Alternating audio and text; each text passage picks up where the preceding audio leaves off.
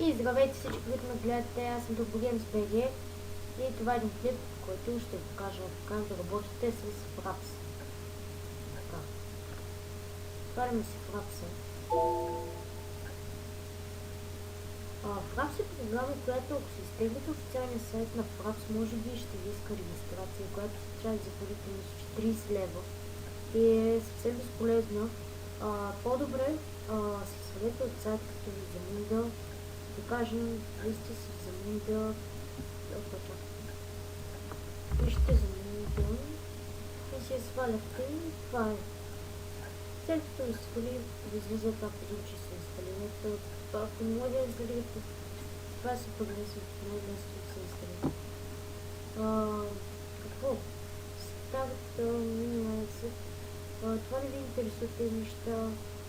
Това не го натискате, защото ако ръвам Fraps Windows Start, ако се включите компютъра с Windows като зареди, веднага да се включва Fraps. Така, това не ви го препоръчвам. Вижте само моите насоки. Ето както вижте, това не е регистриране, не е моя регистрация, но както се е регистриран безплатно. Тук може да видите коя версия е 3.5.99 и Build 15618. Да преминем също. Тук някакво мога да добавяте, освен да си поставите къде да ви се виждате фокусата. Ако натискате тази първа, може да ви се виждате, но все пак хубаво да виждаме с колко фокусата снима.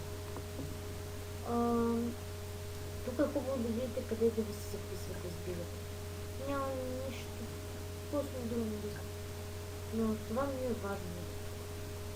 Тук изберете бутон, който изобщо няма да използвате и не използвате изобщо много където играете. Препоръчвам ви. Избирате къде ви записвате, естествено където имате повече място в цето или дето. Според мен дето им всеки повече. Тук поставяте на 30 секунди. Тук, ако с добра техника по-добре се може 60 фокуса и сайз или на 30 фокуса, 60 фокуса е най-добро. Аз съм способен. Това Record Twin Sound е самият звук да ви се чува на Windows 7 и Windows 8. Ако изключите, няма да ви се чува. При Windows XP е малко по-различен инструмент, така че потърсете да го включи. Тук естествено може да се включите и включите на фона дима. Ако последната клип няма да ви се чуе или ще се чува. Тези типчета само след в средата името и долу не дейте бавите. Програмата е изключително лесна за снимане, има и други програми като ето Open Broadcast, Camtasia 8. Има много различни програми, с които може да снимате. Аз работвам с Universe Pro 12, 64 битовата и Camtasia 8. Но Fraps е много удобно за шутерите снимате. Просто е супер удобно. По-добре ако няма да снимате и школите повече неща, използвайте бандикам, например, за някои неща. Скриншот, всеки знае скриншот, избирате си пак къде ви записват, избирате си естествено какво качество, бутона с който ще записвате и това е цялото за програмата Fraps General. За Open Broadcast ще ви покажа за него. За нея. Така. Не мога да ви покажа много. Тя е сериите.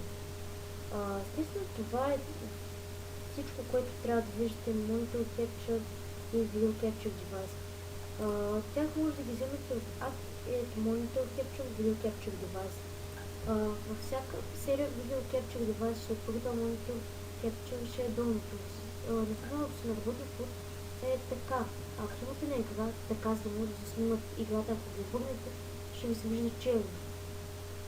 Настройките, тук се избирате език. Може да е на български даже има. Encoding, тук не съм бавна много, усети по-добре така. Podcast Settings, Livestream. Това е вече сложно. Просто трябва да попълните всичко това Livestream. Нали, ще отида всичко, което трябва, но вас не ви интересува, ако съм обикновена игра или нещо такова. Избирате си къде да запишете, в принцип точно го има къде да запиша и като я пишете или какво да вие. видео.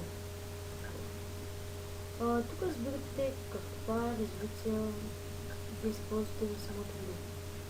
Всъщност тази тук, например, ще бъде 720, не знам защо не сме 720. Тук може да се изберете колко пикселта може да изставите 300 и различни аудио. Да, аудио. Тук ви е микрофона вече. Трябва да си го включите. Друго не дейте бавите, освен да си инсталирате така микрофона. Тук не съм бавал хоткейс, много. По-добре не дейте бавите днес. Освен направете си рестарт стрим и просто това са направите. Да го имате. 20. Тук погледнете настройките, които могат да направите си по-добре, но също така са ви пуснати. Тук това не ви се пуска сега. Тук на фона може да се настроите така, тук е различно. Това може да го забележите сега в момента, принципно, ето ще ми се появява зелено, както ето тук е това. Няма как да го покажа, но просто като включите се имате да снимате, тук ще разберете. И тук всъщност съм дала. Това е като цяло за двете програми общо. Надявам се да съм ви помогнал много. Аз бях тук до GamesBG, не забравяйте да се абонирате, харесвайте клиповете ми. Скоро ще почна да качвам още повече клипове, тъй като ще скъпна микрофона и почти нова техника. Надявам се да съм ви помогнал много с това клипче и на начинащите особено и довиждане.